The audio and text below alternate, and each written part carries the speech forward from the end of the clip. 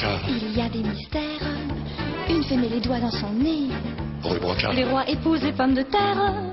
Les diables vont au paradis. Rue Brocard. Au fond de la soupière, il y a des sirènes qui se lavent les pieds. Rue Brocard. Dans le placard, il y a une sorcière. Et un vampire sous le tapis. Rue Brocard. Faut pas le répéter. Rue Brocard. Faut pas le répéter. Rue Brocard. Faut pas le répéter. La sorcière montre son derrière. Rue Brocard. Faut pas le répéter. Rue Brocard. Faut pas le répéter. Rue Brocard. Faut pas le répéter. Rue Brocard. Faut pas le répéter. Rue Brocard. Faut pas le répéter. Rue Brocard. Faut pas le répéter.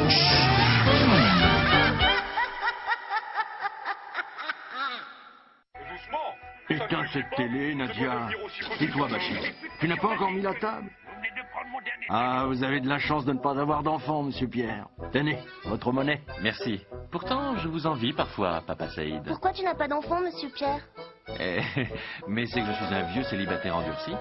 Tiens, vous voulez que je vous raconte l'histoire de l'oncle Pierre? L'oncle Pierre? Il s'appelle comme toi? Oui, il avait le même prénom. Comme moi, il ne s'était jamais marié et il n'avait pas d'enfant. Mais contrairement à moi, il était riche. Très riche. L'oncle Pierre habitait derrière le cimetière une belle maison. Beaucoup trop grande pour lui. Dans une petite chambre, sous les toits, il logeait son frère et la femme de son frère qui était pauvre et sans ressources. Augustin, t'entends? Ouais. Il recommence. Si t'allais voir. Écoute, mon frère a accepté de nous recueillir dans sa maison. Il nous loge, il nous habille, il nous nourrit à une condition. Oh, je sais. À condition que nous nous couchions sagement à 9 heures et que nous ne sortions pas de cette damnée chambre de toute la nuit. Bien, alors laisse-moi dormir. Oh, tout de même. Je voudrais bien savoir ce qu'il fabrique, ton frère. Si tard. Et tout seul. Il fait ce qu'il veut, il est chez lui.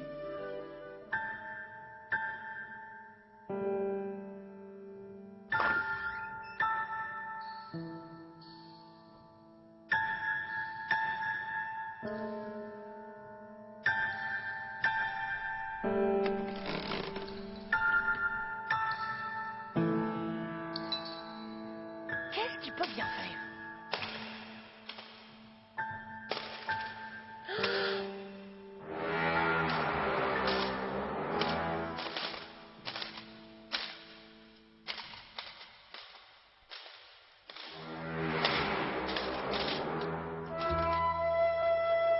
Tout un tas, je te dis. Qu'est-ce que tu racontes? Il les compte dans une boîte en fer. Des pièces d'or? Et alors? C'est à lui après tout. Il ne t'a pas vu au moins. Oh, sois tranquille, le vieil avare est bien trop occupé avec son or.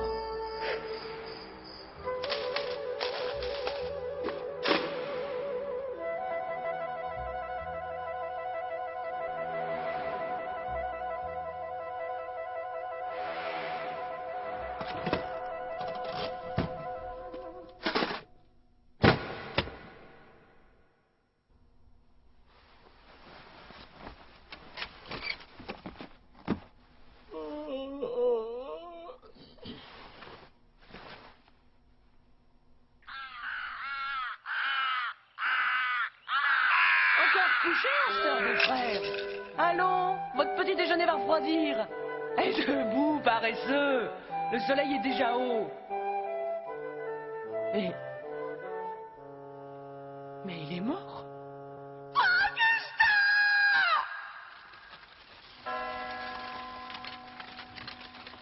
Voici donc le testament de votre frère.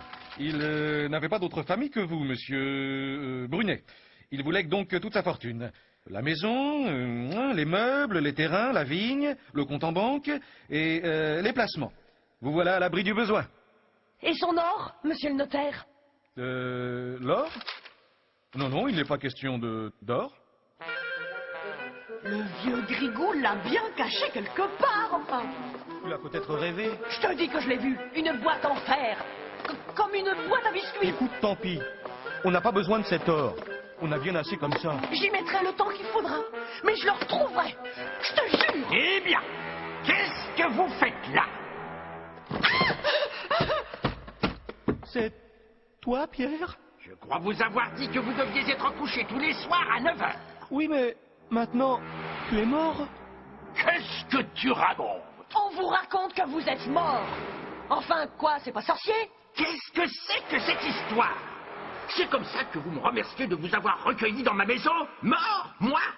Et quoi encore? Même qu'on vous a enterré ce matin, et qu'on a vu le notaire tantôt. Et vous vous figurez que je vais avaler ça? Allez, au lit, en vitesse!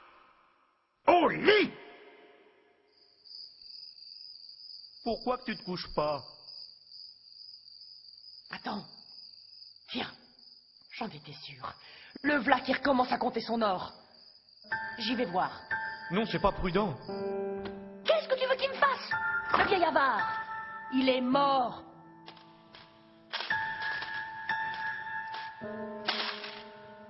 Au lit!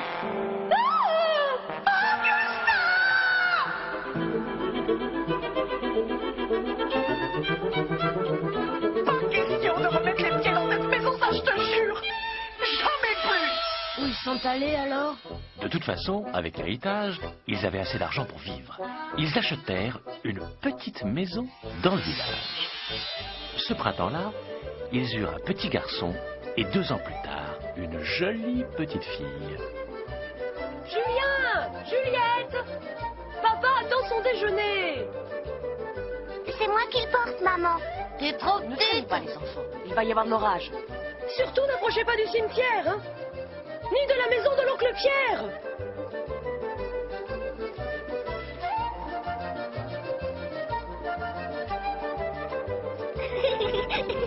Attends, je t'attrape.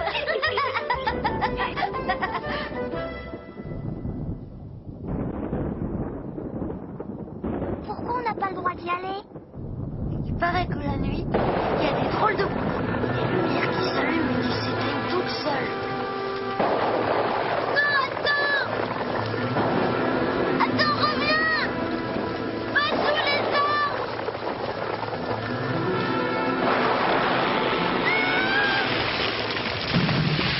Faut pas rester là, c'est dangereux. Julien, viens!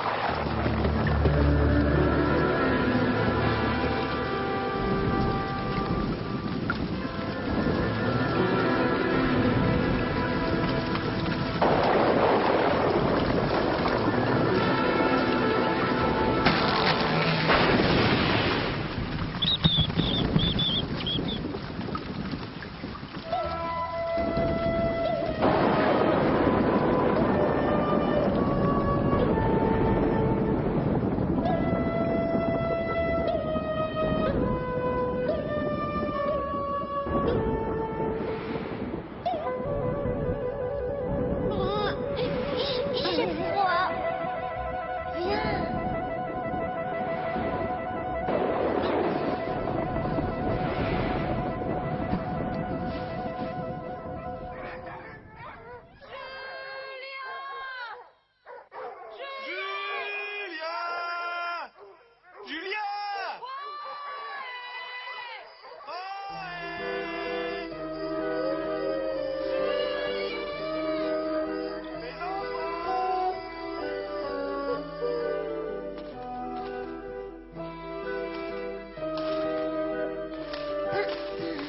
Bonjour, monsieur.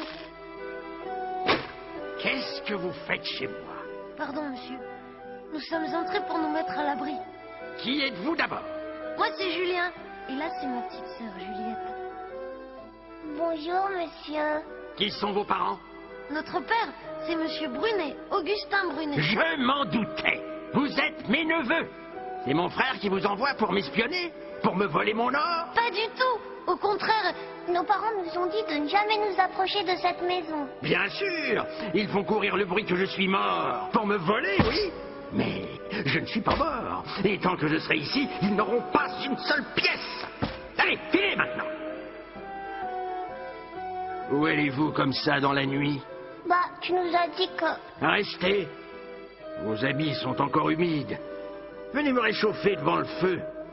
Et on dira encore que je n'ai pas de cœur. Mais le feu est éteint. Éteint?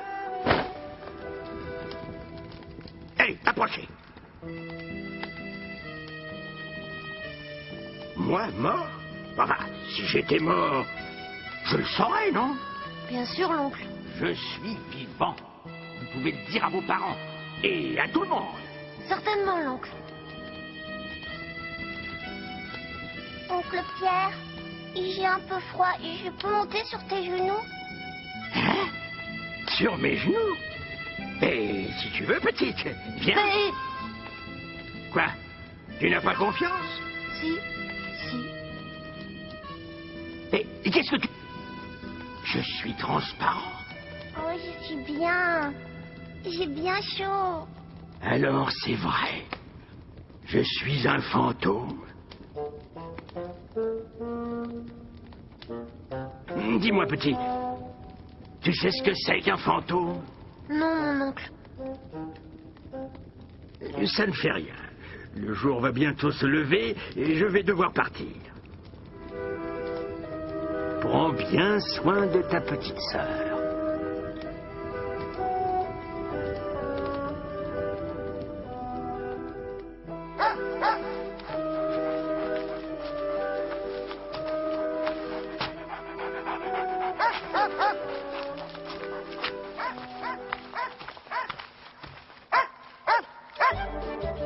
Mes enfants, vous êtes là. Quel bonheur. Le fantôme ne vous a pas fait de mal? L'oncle Pierre? Au contraire, il a dit qu'il nous aimait comme si on était ses enfants. Il nous a même laissé un cadeau. La boîte? La boîte à biscuits?